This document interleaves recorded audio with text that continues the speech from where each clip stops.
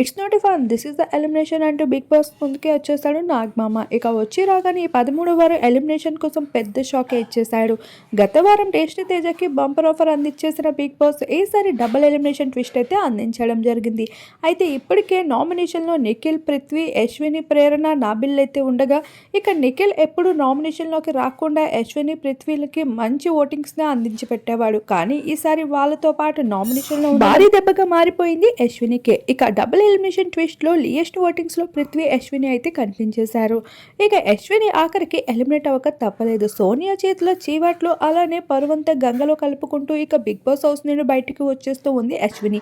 అలానే స్టేజ్ పైకి అడుగు పెట్టాక అశ్విని అయితే తన మనసులో మాటల్ని చెప్తూ చాలా బాధపడుతూనే కనిపించేసింది. నిఖిల్ గత వారం రోజుల నుండి డిస్టెన్స్ మెయింటైన్ చేస్తున్నాడని, ఇక అలా ఉండడమే తన ఆటకి చాలా మంచిదని నేను కూడా అనుకున్నా. ఇక మొత్తానికి నా ఇబ్బంది ఉండదు అంటూ ఇక తనైతే వెళ్ళిపోవడం చాలా ఎమోషన్స్ చేయకపోతుంది అభిమానులందరినీ. ఇక పృథ్వీ కూడా ఎలిమినేషన్ అనేది అందరికీ షాక్ ఇవ్వబోతుంది. ఏది ఏమైనా బిగ్ బాస్ హౌస్లో టాప్ 5గా 5గురు మాత్రమే ఉండాలి, అది కూడా డిజర్వ్ కంటెస్టెంట్స్ మాత్రమే. ఇక ఈ భాగంగా ఒక్కొక్కరు ఎలిమినేట్ అవ్వడం, తమ ఫ్యాన్స్ అంతా సాడ్ అవ్వడం, ఇదంతా చాలా కామన్ అని చెప్పుకోవచ్చు బిగ్ బాస్ హౌస్లో. మరి ఈ వారం మీకు ఎవరు ఉండాలనిపిస్తుంది, ఎవరు ఎలిమినేట్ అయ్యి ఉంటే బాగుంది అనిపిస్తుంది? మీ అభిప్రాయాన్ని కూడా తప్పకుండా కామెంట్ సెక్షన్లో కామెంట్ చేయండి.